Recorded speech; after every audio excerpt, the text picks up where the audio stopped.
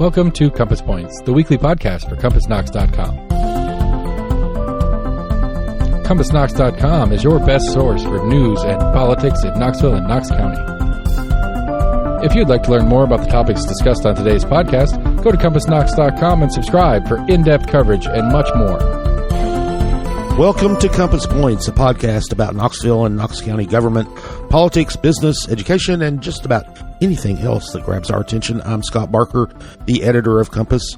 Compass is a subscription-based website and newsletter where we report on all these topics and more. You can find us at CompassKnox.com. I'm joined by Compass co-founder Jesse Fox Mayshark, who is also the founder of the Progressive South. Jesse, how you doing today? I'm doing pretty well. It's been a fairly quiet week, for me anyway. For you, yeah. I know that things have been active on the local political front, which we'll be talking about. But yeah, I'm in a good mood. This episode is going to come out on the first day of March, so we are through January and February. Springtime is right on the horizon. And speaking of springtime, I think that Lord Seth Barber, our producer here at Barbarian Productions in Rocky Hill, has something to say about this because he does our 3-day-old forecast. It is. It's a beautiful sunny Friday afternoon or Friday morning, afternoon. I don't know what time of day it is. That's how good a weatherman I am. But it's beautiful Friday, everybody. It's proper. It's getting into that proper fun spring where we go from cold to hot and stormy rain to sunny and bright and pretty. This is the time of year for everybody's allergies to get fun. So buckle up and get your what are they called? Antihistamines out and here we go. Yeah, I've been hitting those. That's I learned that many years ago. If I kind of start taking them now, I can get ahead fend of the it off. Yep. If you get like a couple weeks in and the pollen is already starting to hit, then one of my favorite off the shelf remedies that I've heard is get some local honey and add that to your diet, and that can help fend off some of the more generic allergies as well. It is what they say. So you're welcome, everybody. Yeah, it's been getting me too. It's I was blowing my nose the entire way over here, so and which no one who's listening really wants to know. Oh, we got tape of it. We'll put that on a show in the future. Anyway, as we briefly alluded to, it was a busy week in Knox County politics and government, and we'll be talking about the University of Tennessee's moves to expand the Knoxville campus by purchase and by condemnation. The McKay's Books, the used book and music store, is going to be closing its doors. We had a report on that, and we'll talk about it in a few minutes. Dolly Parton is now her name now adorns East Tennessee Children's Hospital. They announced the name change this week. Lieutenant Governor Randy McNally, whose district includes a good chunk of Knox County, although he's based in Oak Ridge in Anderson County, longtime Lieutenant Governor, has decided to not run for re-election. He's going to step away, and he announced that yesterday or Thursday. And then one of the big things that happened this week was an effort to remove County Commissioner Larson Jay from the mayoral ballot this year, which was it was one of those internal Republican challenges. The had some supporters of one of his opponents, Betsy Henderson, wanted the state executive committee of the Republican Party to determine that Jay was not a bona fide Republican. So I have a logistics question on this because I think if I understand it correctly, I think it's a poor distinction. It's not to take Larson off the ballot; it's to take the Republican block It's after. to take him off the primary. Right, Primary so it would take him ballot. off their primary ballot, but but he's got his signatures and stuff, and so he would automatically turn into an independent had this passed, or there would be I think you would have to get another petition. Yeah, And since because the petition you deadline had file passed- as a party. Okay, so this would have candidate. taken him out of the race altogether. Then is what that Hard to say. because that's you know what I'm saying. Like that's what always confuses me about this. Because there's part of me that was trying to figure out the strategy Yeah, of why Betsy supporters want to do this because the strategy doesn't make sense Because to me. they want to win. But I don't. I would argue that I don't know that would help them win. I think it actually makes it harder for them to win in the grand scheme of the politic in between this primary at least. Well, Jay has raised by far more money Sure, than anybody absolutely. else. He's been running for a long time. He's got a lot of supporters lined up. If he's not on the ballot, then it would be Henderson and Kim Frazier. And Henderson thinks that it would be easier for Henderson. Yeah. She said that she had nothing to do with this and did not know about it. Make that clear. I asked her about that when the news about the challenge came out on Monday, and but this group, well, there were three Republicans who made this challenge: Lawrence Segrest, Steve Arnold, and Sherry Garrett. They are involved with the Knox County Conservative Republicans, which is a group that was formed essentially by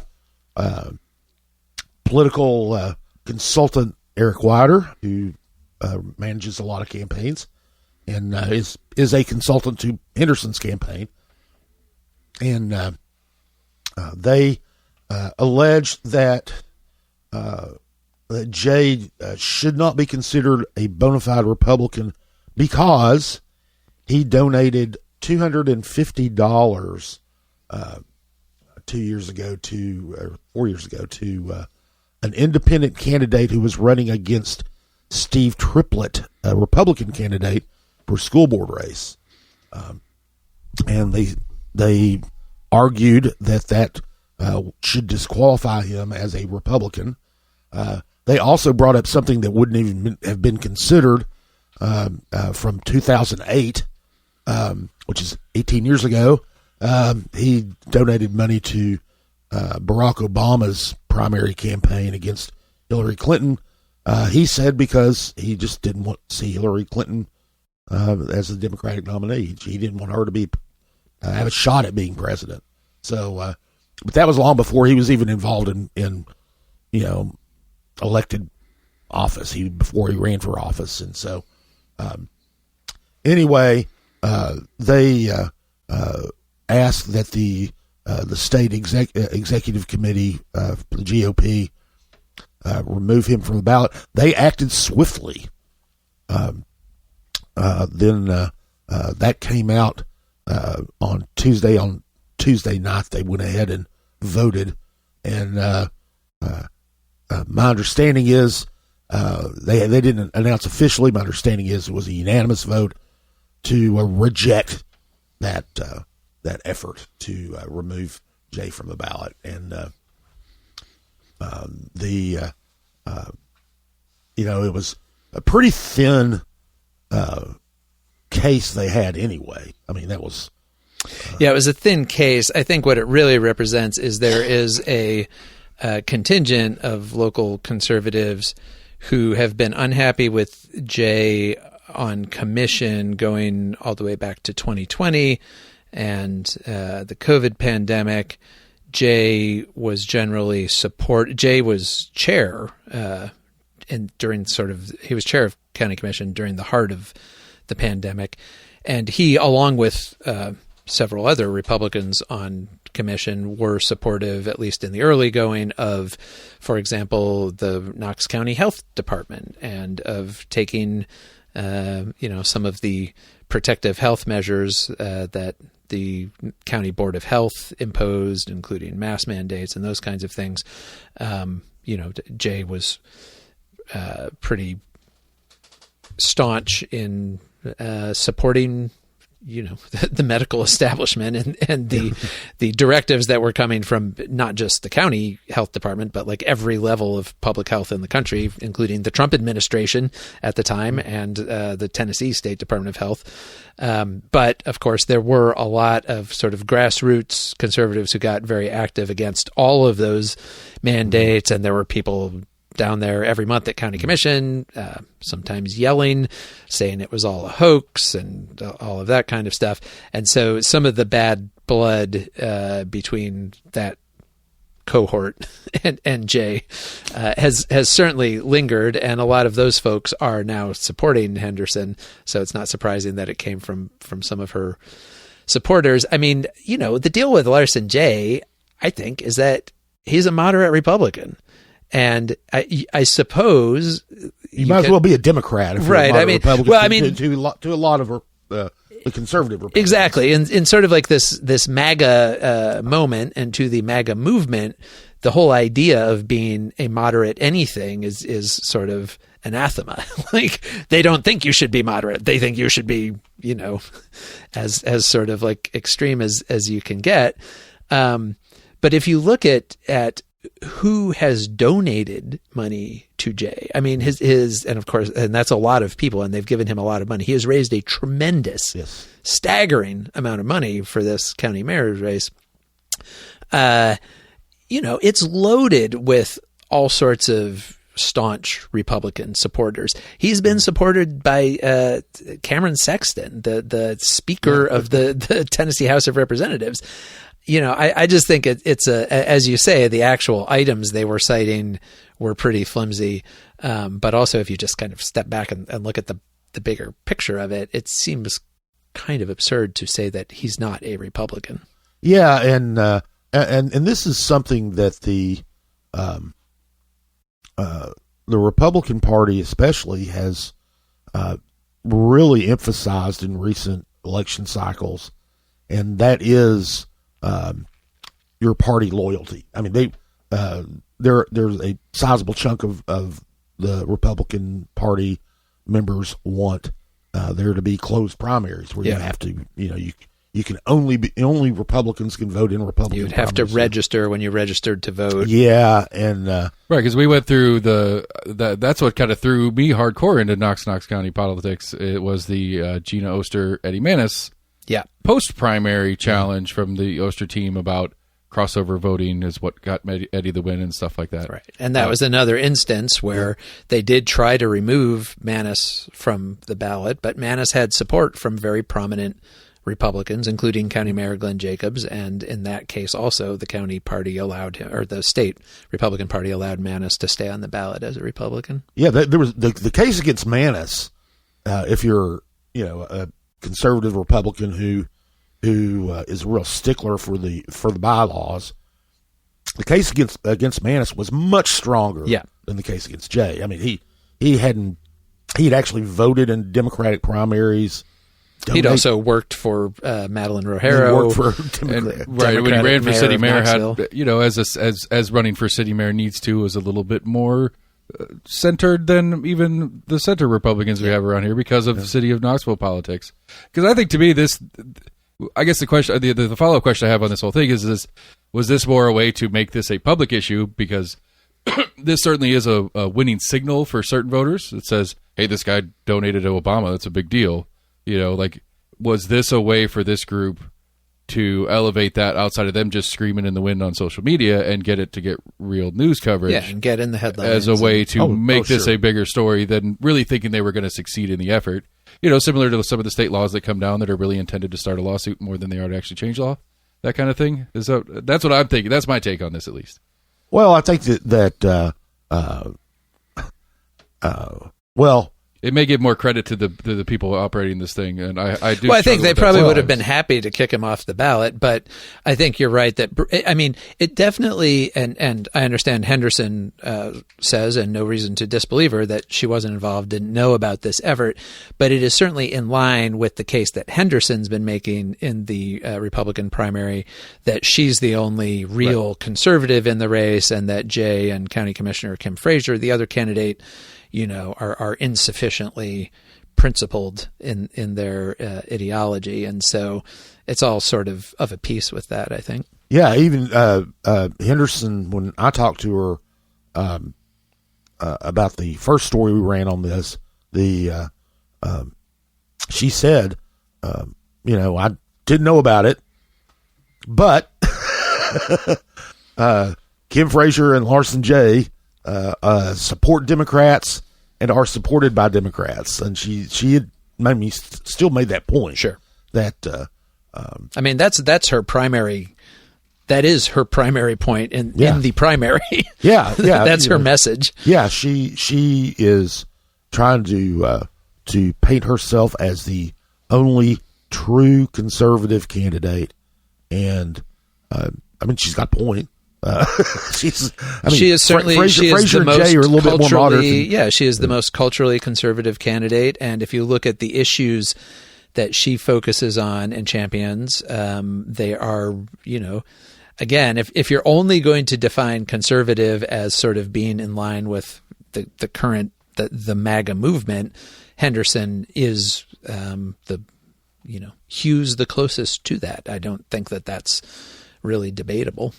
Oh no! I think that she would heartily agree, right? And agree with that. And but as it is, the Jay is still going to be on the ballot, and we're going to still have a three-way race for the Republican nomination for that for county mayor, and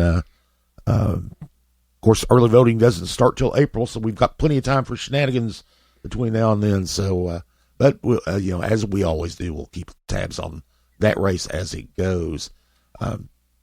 Moving to state politics, Lieutenant Governor Randy McNally has decided he is not going to run for re-election.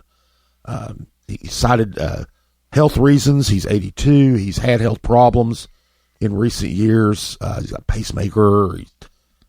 He had a couple of ankle surgeries where he kind of laid him up for a while, and he has decided that that after almost 50 years, I think it'll be 48 years when his term ends, that he is going to leave the legislature. And McNally is based out of Oak Ridge. He's got his Anderson County makes up most of his district, but he's got a pretty big wedge in Knox County. Yeah, it really is a wedge. If you look at it, it kind of comes down out of Anderson County and in a sort of triangle that comes to a point down like around Mechanicsville. I mean, he gets pretty close to downtown Knoxville. He's right outside of downtown Knoxville. Yeah, Mechanicsville, Fifth Avenue. Yeah, that's kind of the boundary down there. Most of I am personally in his district. I am as well. North Knoxville.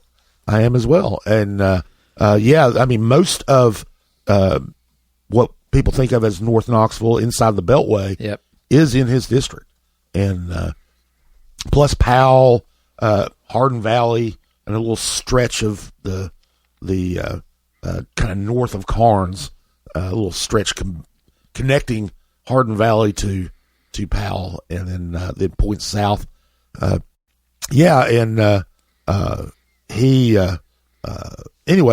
made that announcement on the floor of the Senate, and there was an outpouring of support and appreciation for him there. A couple of minutes of standing ovation, and then he went around and kind of worked the room and went around and hugged people and shook hands, and several of his fellow senators expressed their appreciation for everything he'd done. He's had an interesting career because he was famously an FBI informant in Operation Rocky Top, which was a federal corruption investigation into the legislature. Regarding this is almost quaint now, regarding bingo. This was back before there was a state lottery or anything. Yeah. This was bingo gambling, and there was he was offered a bribe, and then went to the FBI, and they said, "Will you wear a wire?" And he said, "Sure," and did. A bunch of people were arrested and convicted. Had two people involved, public officials who were involved, actually committed suicide. Because they were implicated in this, and so there was that, and he was elected to the Senate, and then he had a little strange little blip after he was it 2017, I believe he was named elected Speaker of the Senate and Lieutenant Governor. It's the same office, and he had a rather bizarre. Yes, he became an unlikely and I think unhappy internet viral sensation for a few weeks there. Yeah. He made some comments online about someone who's gay, and somebody noticed that he had been using his official Instagram account. I mean, it was him. He had been, putting likes and comments on photos of young gay men. Not, they weren't naked or anything, but they were kind of like beefcakey. It raised some questions, and some people in the national media, he got all the way to Saturday Night Live. I think it's I was going to say it's the only time one of our local legislators has made it to Saturday Night Live, but it's possible that former state senator Stacey Campfield might have. I know he was certainly featured on The Daily Show at least a few times. But yeah, I don't think anybody expected Randy McNally to get national attention quite that way. No, and but he survived a no confidence vote, and has served since then. Of course, his stepping away creates a power vacuum at the Capitol. Those state Senate seats don't come open that often. Well, first of all, there's the Speaker's office. Yep. And and there's some speculation about who might be in line to replace him. Our friends at the Tennessee Lookout, which is they focus on state government, and they're located in Nashville, said that Majority Leader Jack Johnson is a possibility. Bo Watson, who's from the Chattanooga area, and Paul Bailey of Sparta are the names that have been floated there. And then locally, somebody's going to replace, be running for that seat, and nobody was going to. It was considered, about as safe a seat as you have, and of course, you've got, it's considered an Anderson County seat, and I am not. The first to admit that I'm not as familiar with, the power dynamics. Yeah, likewise. We need to get an Anderson County political expert in here. Yeah. If you are one, give us a call. Yeah, but the names that came to my mind were Terry Frank, who's the longtime county mayor there, and she's very conservative. I don't know though. She has a very secure seat. She's been the mayor there since 2012. Right, without term limits. They don't have term limits in Anderson County, and it's a secure seat. She would have to take a cut in pay. Right, that is one thing with these. I mean, even the speaker seat, which of course, if you're running for McNally's seat, you are not going to be the speaker. That's going to be someone else. Yeah. But these legislative offices do not pay very much. I mean, they are really designed to be part-time jobs. Yes. And, McNally himself is a pharmacist. Right, exactly. So, and so for somebody like Frank, who's, I don't know what her salary is as county mayor, but I'm sure it's like a good, decent full-time salary. If she were going to run for this, I don't know what her financial situation is, but she might need other means of support than just what you're going to get from serving in the legislature. Yeah, the another name that I thought of was the Rick Scarborough, who's the state representative in Anderson County. His district is just Anderson County, but he's only served one term in the House. I don't know him, so I don't know if he's got greater ambition. Would want to run for that. And of course, then you've got Knox County. None of our legislators live in that district. None of the House members do. But you mentioned him earlier. Stacey Campfield has rushed. I guess right when he found out that McNally was not going to run for re-election, went down to the election commission and took out a petition. So apparently, he's kind of ever since he was beaten by State Senator Richard Briggs in a Republican primary some years ago. At this point, Campfield has sort of been nibbling around the edges. You'll see him pop up online. He's maintained a bit of visibility and a presence. So it's certainly not surprising that he would put himself forward. But as you say, a lot of the voting base of that district is in Anderson County, and I don't know if anybody in Anderson County has any idea who Stacey Campfield is. On the other hand, given Campfield's, let's say, colorful past track record in the legislature, it might not be a huge disadvantage for him to not be that well known. Yeah, and one thing about Campfield, and I was thinking about this last night when I saw that he had pulled a petition, is that kind of thinking he was MAGA before MAGA was MAGA. Yeah. He's very much, he very much fits into the conservative Republican zeitgeist now. He was including an outlier, the sort of like over the top performative, I'm more extreme than the next guy persona, which made him an outlier in the Republican caucus in the legislature, 15 years ago, much less of an outlier now. Oh, absolutely. So, although still somewhat less common in the state Senate than the state House. Yeah, but we will, I'm sure we're going to have plenty of others who are going to be vying for that seat. That is, state Senate seats don't come up that often. So, both of our state senators, the other state senators, don't want to exclude him because, like we said, he's got a big chunk in Knox County. But Richard Briggs and Becky Massey have, Briggs has been in since he beat Campfield in 2012. I think it was 2012.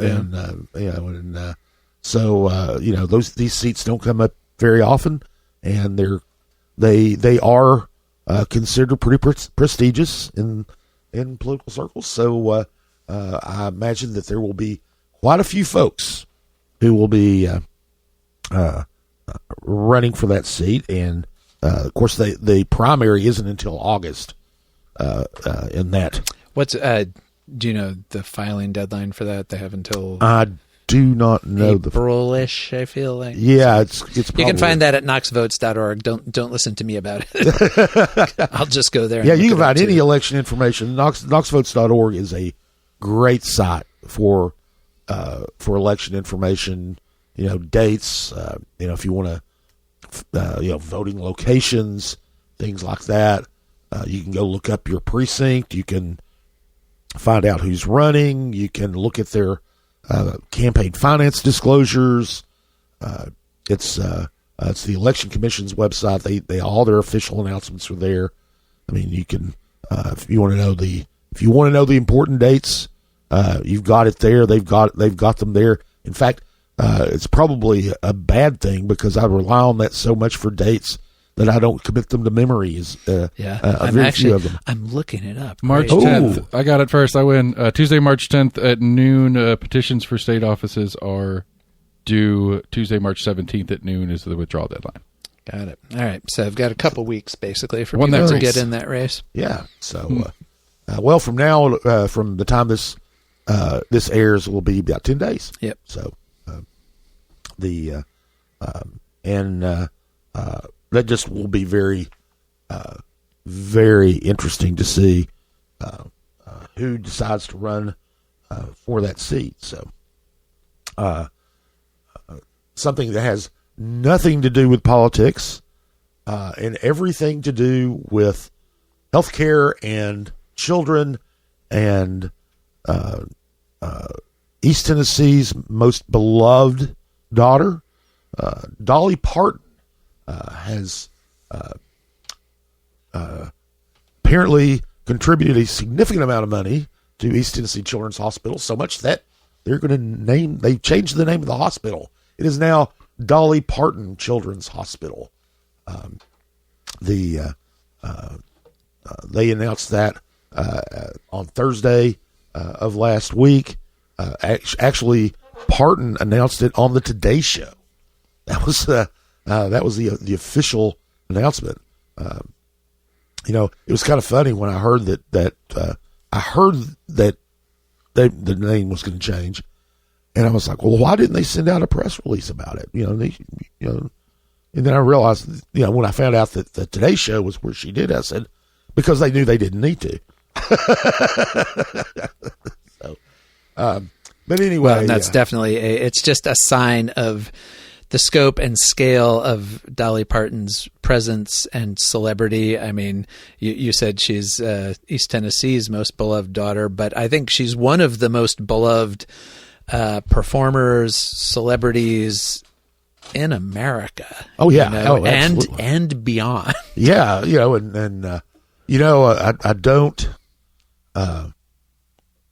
I don't know that I've ever talked to anybody who just doesn't like Dolly. She is beloved, and she's been she's been very generous with her riches. She doesn't have children, so but she is has always been committed to improving children's lives. She started the Imagination Library, where free books to kids they can read growing up, and now with this, it's Children's Hospital.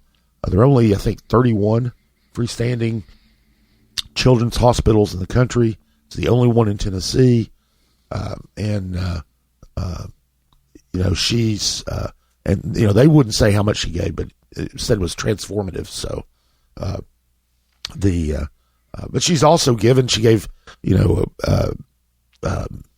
7 figures to Hurricane Helene relief, and numerous other causes.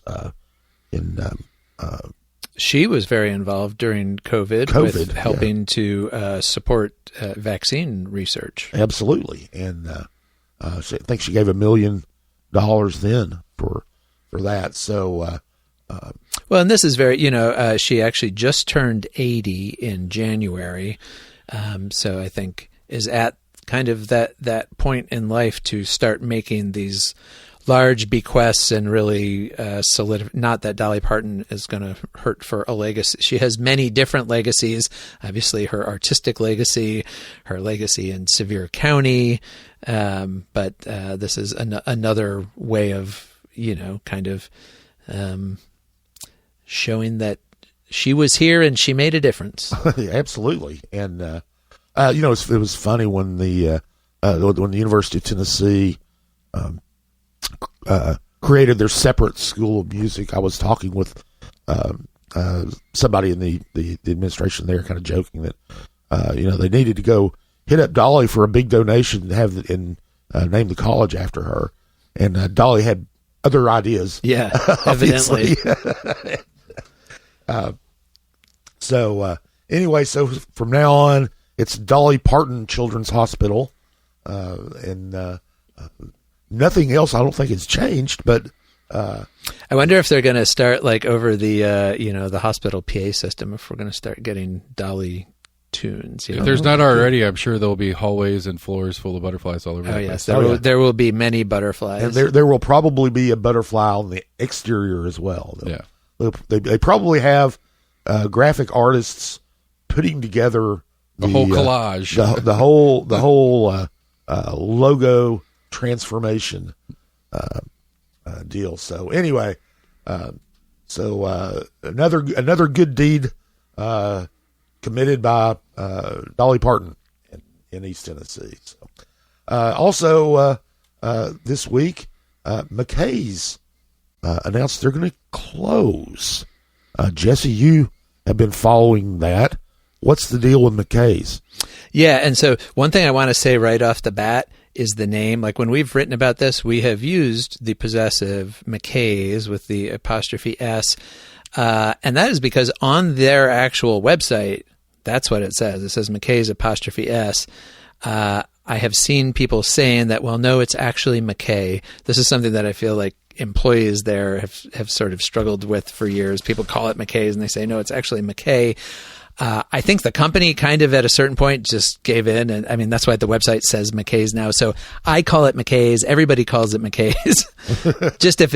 I just want to forestall anybody, calling or emailing to correct us. Like, it's actually McKay. It's like, I know, I think the name of the company, the way it's established is McKay.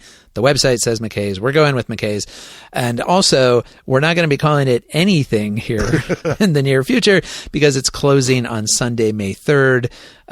The announcement came at sort of a weird time. It was like in the evening on Wednesday that suddenly they put it up online and it kind of started spreading through social media that the store is going to close. Now, people are probably familiar with McKay's. It has been in Knoxville since 1985. The company was actually founded in North Carolina in 1974. There are still 2 stores in North Carolina. The Knoxville store was the first one in Tennessee in 1985, and then was followed by stores in Chattanooga and Nashville. All of the rest of the McKay's stores are not affected by this. They are staying open. The company is by no means going out of business.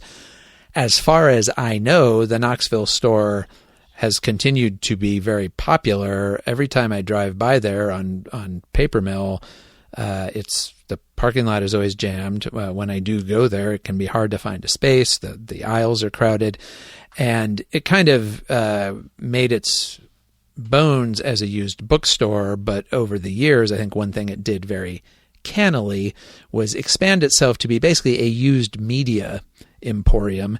And so they still do have lots of books, but they also have LPs for people who still collect vinyl. They have CDs, and then they have DVDs. They have video games. They have video game systems. It became a very popular place for, I think there's a whole generation or two now of Knoxvillians who mostly know it from going there as kids, which certainly my kids did, to buy used video games.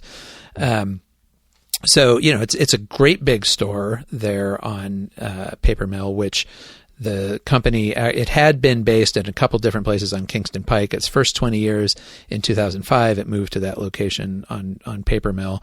The company owned the property and built that building. So they owned the whole thing. And then Wednesday night, they announced its closing. And the only explanation they offered about it was the property was sold, using the passive voice. They didn't say we sold the property, but that's actually what happened because the property was owned by the same family that owns McKay's. And it was bought by a hotel developer named Nick Patel, who had bought a lot right next to the McKay's property a couple of years ago.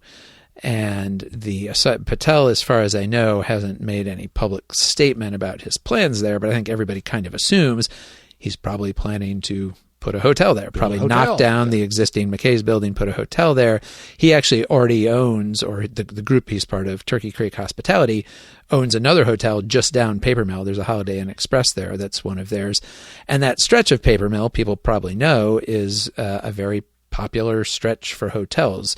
because it's very convenient to the interstate. If you're coming to stay in Knoxville, you can stay there and hop on and off the interstate, be downtown in 10 minutes. If you're going to Oak Ridge, you can go the other direction. So there's already a concentration of hotels there, and that is most likely what we're going to see. In fact, I worked at one of the hotels on Paper Mill back in the 1980s when I was in school. So, yeah, I was the night auditor at the Econo Lodge when it was there. The night auditor? What did you audit? The person who works the front desk, the graveyard shift from 11 to 8 in the morning, 7 in the morning. That person reconciles the accounts for the day. Oh, okay. So you were the night desk and the that's how you stay awake. Gotcha. Right. Counting the money. So the other angle to this that is interesting and is just hard to know to what degree it was a factor is that in 2022, the employees at the Knoxville store, not any of the other McKay's, but the Knoxville store voted to unionize. And the vote was overwhelming. It was like 82% of the employees voted to form a union, which the store management was not happy about, as employers often are not happy when their employees organize and unionize. And ever since then, so it's going, more than 3 years, the newly formed union, they're now represented by the Communications Workers of America, and the store management have been at loggerheads about negotiating an initial contract. So we're more than 3 years after the unionization vote. They still have not had a contract. And the union has alleged some retaliation by the store in firing one of the most prominent union organizers. And just last year, in 2025, the National Labor Relations Board, which, if you're wondering, apparently does still exist under the Trump administration, maybe somewhat against expectations, it issued a finding that McKay's had violated federal labor law, that it wasn't bargaining in good faith, which you are under labor law. If your employees vote to unionize, you are required to negotiate in good faith, which means that you are actually trying to reach an agreement. And the finding was that McKay's was not trying to do that. They were throwing up obstacles and not agreeing to meetings and all this kind of stuff. So that has been kind of hanging out there since last August, that ruling. And they sold the property for $4.25 million, which is a decent chunk of money. They had originally bought it for about $1.2 million 20 years ago. So, $3 million profit 20 years later. On the other hand, if you assume that the store was continuing to be profitable, and there's no reason to think it wasn't, that's not necessarily something you would think would be hugely attractive to just cash out, unless you were just trying to get out of. With the amount of business and stuff that was going on, you're going to make $3 million or more over the next 10 years. Right. Easy. Sure. Compared to, I'm sure we could look up there and find their reporting, but I would guess they do multiple millions per year in sales. And so if they have a good margin, they're going to kill that $3 million profit on the sale of the property. It's not like they sold it for $50 million or something. And so, and they're not, they're clearly not going out of business. They're not getting out of the business of selling used media. They are going to continue to do that in their other 4 locations. And so the fact that they made this decision at the store that is also their only union store, and that they are facing this, federal finding of labor violations, there's a lot of speculation about how much of a factor that might have been. Well, it's you can speculate about how much of a factor, but I can't see how it wasn't a factor, right? And, yes, especially because per people in the union, at least, relations over the last 3 years have been, dismal. There's been a lot of antagonism, and so there is certainly among supporters of the union, there is a sense that this is a way for the store to just kind of wash its hands of having to deal with the union at all. And also, to whatever degree any employees in their other stores might have been inspired by the Knoxville Union Drive, this could serve as certainly a warning to them as well. All that said, it's been here for more than 40 years. It really has been an institution. I can't tell you how many books and CDs I bought there over the years. Legos by the pound. That's what we like to get there. Yeah. There's one thing I saw people saying online was, are they still accepting trade credit? Because many households in Knoxville and Knox County have those little yellow or blue slips lying around with some amount of trade credit on it from whenever the last time you went and took some stuff in there was. And so I'm sure you're going to see a lot of people rushing to cash those in between now and May 3rd. I'm sure. And, it's, like you said, it's kind of become a Knoxville institution. One of the things, though, there are other used media places that we are.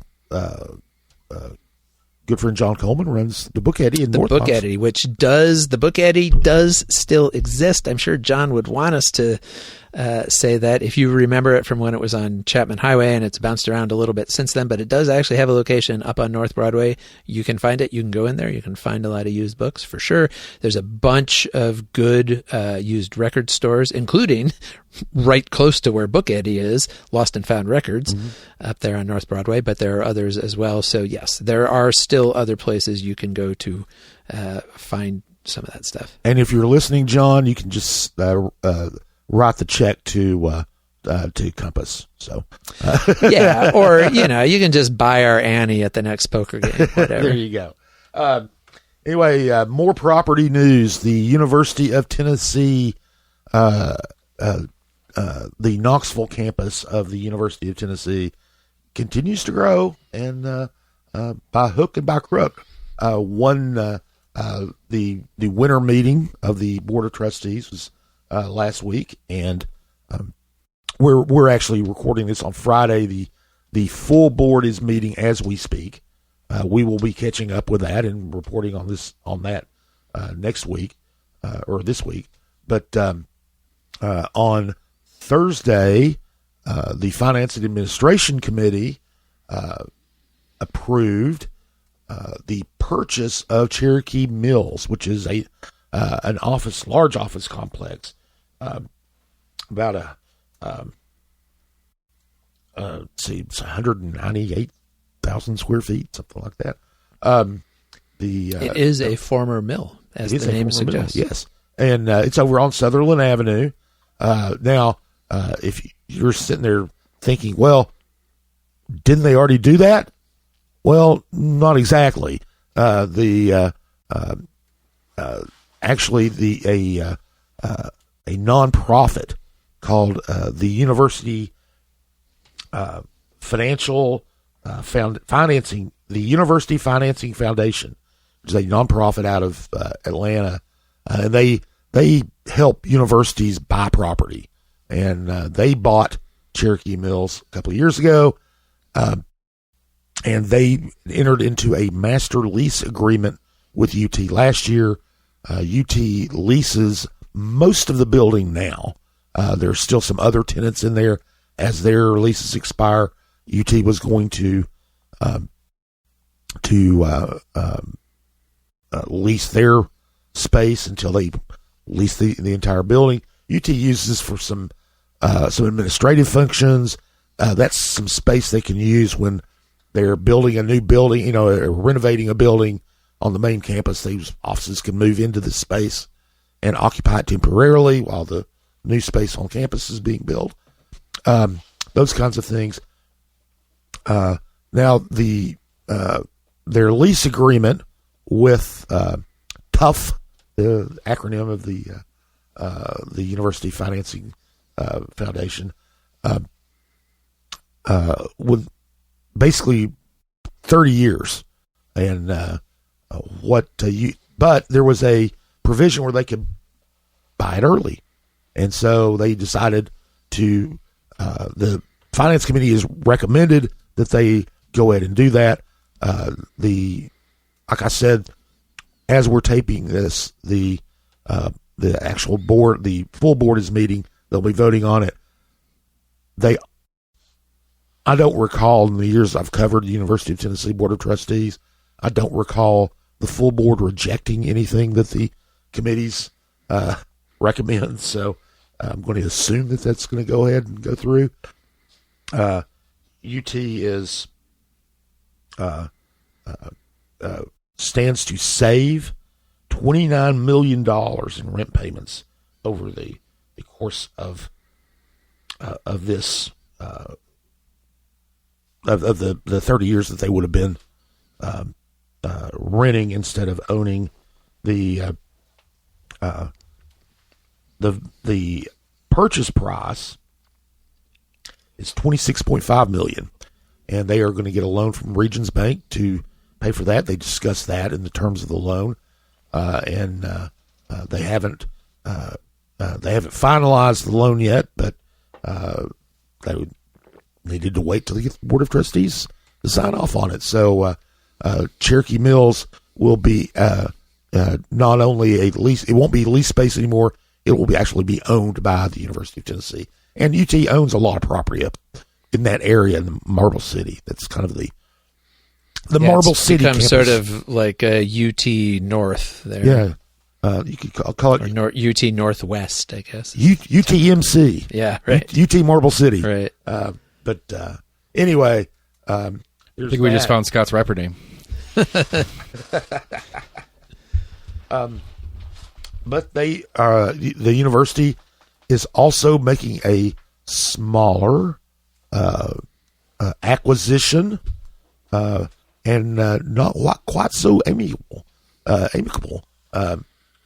The university just recently filed a lawsuit against St. John's Cathedral and the Episcopal Diocese of Knoxville. They are not seizing St. John's Cathedral, to be clear. But they are wanting to seize Tyson House, which is the campus ministry for Episcopal and Lutheran students, and they do lots of other things in the community as well. The Tyson House is located on Melrose Place, which is just south of Cumberland Avenue. It's right at the edge of campus. It's a pretty little brick building, and UT wants to tear it down and like they do, and put an academic building of some sort. They have not said and would not say last week what academic unit would be occupying it, but they want to build an academic building there and a parking garage, which everybody agrees that they need more parking garage at the campus. But the diocese didn't really comment much on the lawsuit, other than that they didn't comment on the lawsuit. They did reiterate their support for the campus ministry. UT said more than I thought they would. They said that they had tried to negotiate with St. John's and the diocese, right? Which you would kind of assume, because typically you don't move toward eminent domain until you have failed to reach terms. And they said they'd failed to reach terms, and so they filed suit. They've got an appraisal, and it was appraised for $1.74 million, and that is the price that they are seeking from St. John's. So now, obviously, St. John's has not had an opportunity to file their response yet, but I don't know if they'll counter with something else or what. But it's kind of interesting that UT is going to this length for. It's only a half-acre piece of property, but they want it awful bad. They want it. It's right in the middle of all of the rest of their properties. So, I mean, most of the property south of Cumberland is university property. Now, there are businesses across Melrose Place from Tyson House, but on that side of Melrose Place, almost all that property is UT property. Yeah. Well, and the way eminent domain suits work, obviously, is the question is not whether or not the university can take possession of the property. They can, and they will. Yeah. This is the state government we're talking about. It's just how much they pay for it. And so this could go various directions. Maybe St. John's comes back with a counteroffer and they just go ahead and settle it. Then if not, then eventually it goes to a judge to decide, everybody makes their case for how much they think they should get paid, and a judge decides what the actual fair market value is. And but yeah, the only question here is how big that check is, because the end result is foregone. The university is going to take the property. Yep, that's how eminent domain works. And the fun fact I always like to talk to people about is railroads have the power of eminent domain too. Yep. People don't realize. A lot of people don't realize that.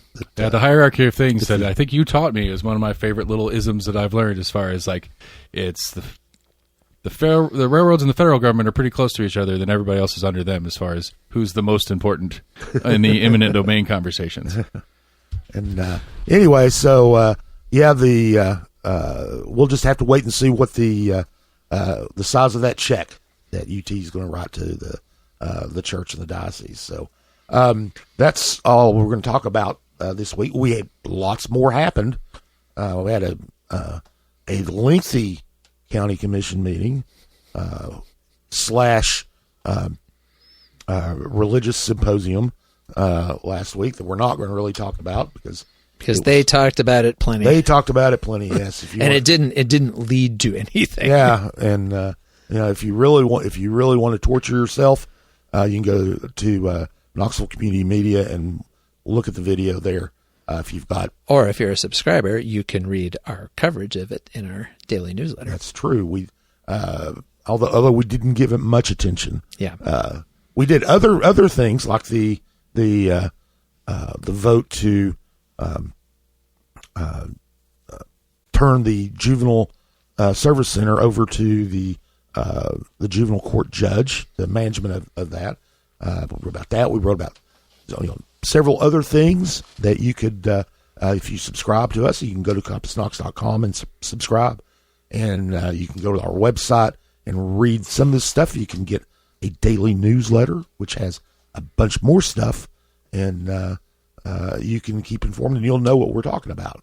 Now, this upcoming week, we have, it's the first week of the month, and it's usually pretty busy. We have a school board meetings. They have a work session on Monday and a voting meeting on Thursday. Both of those are at 5:00. Both of them are in the Summer Place boardroom in downtown Knoxville. The big thing on the agenda is the rezoning plan for the Powell area, for the elementary schools in the Powell area. Powell Elementary, we talked about this before. Powell Elementary's overcrowded. They've got a plan to move students to other nearby schools. Lots of people in Powell do not like that idea, but that's the school board's plan, or the school administration's plan. The school board will vote on it this week. And also on Tuesday at 6 p.m., city council is going to meet, and there's not a huge number of items on the agenda that are controversial, but there are two resolutions put forward by new council member Matthew DeBartoleben and second term council member Amelia Parker that would they call for they're not binding, but they call for more funding for the warming centers that the city county joint office of housing stability operates on cold nights in the winter. They want to provide enough funding so that those warming centers would be open whenever the temperature drops to 32 degrees. Currently, they don't open them till the temperature is forecast to drop to 25 degrees. Right. So it would be more, probably many more nights of being Many open. more nights that it would be open in the winter. And so they are calling for more funding for that. And there's also another resolution on there to include warming centers as a use in the city's zoning code and kind of codify what zoning, what those warming centers need to have, and make it as a define its use that way. So anyway, these are they're resolutions. They're not ordinances.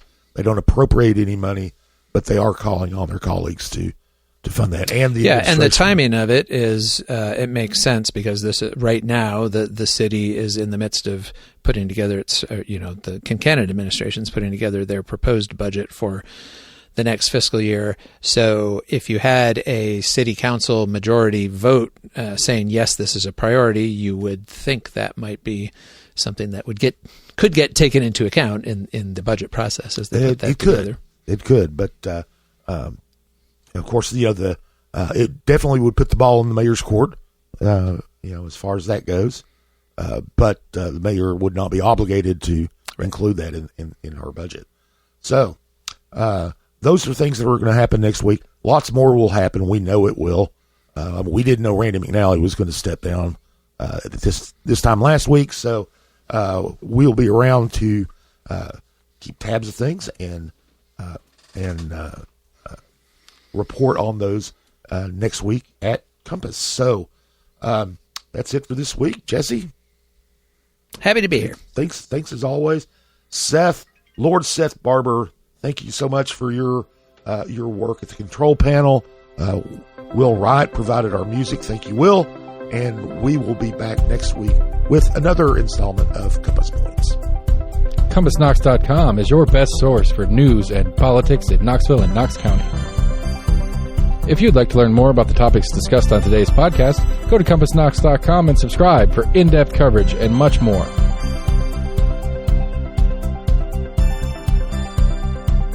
And many thanks to William Wright for composing our theme song. Compass Points is a partnership of Barking Shark Media and Barbarian Productions, and recorded by Lord Seth A. Barber at Barbarian Studios, Knoxville, Tennessee.